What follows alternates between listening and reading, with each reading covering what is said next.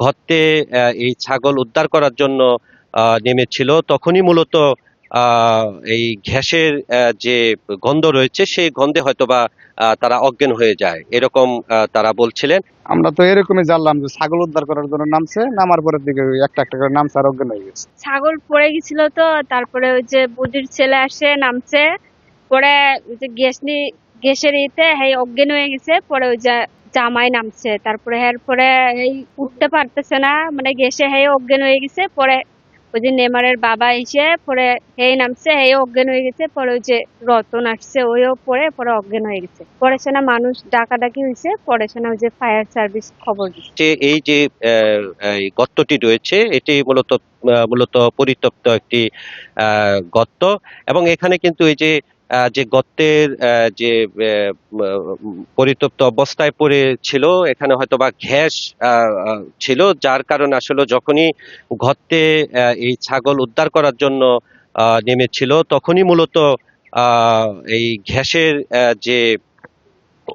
এক ধরনের যে গন্ধ রয়েছে সেই গন্ধে হয়তোবা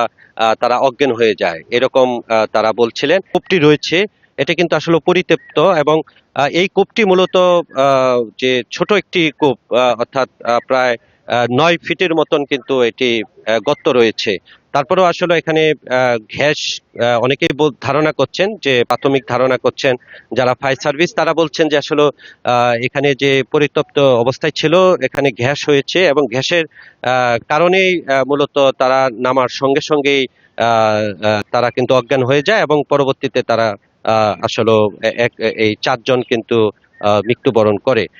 তো সবকিছু মিলে বলা চলে যে একটি ছাগল উদ্ধার করতে গিয়ে কিন্তু এই চারটি প্রাণ কিন্তু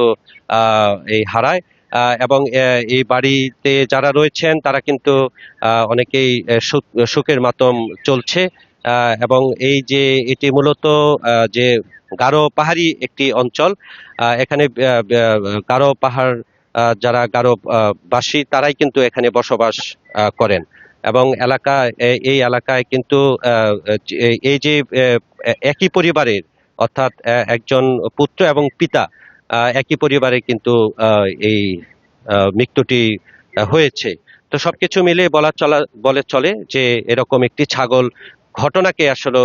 কেন্দ্র করে, যে ছাগল উদ্ধারকে কেন্দ্র করে চারটি প্রাণ কিন্তু এই গর্তের মধ্যেই তাদের এই নিহতর ঘটনা আমরা শুনেছি।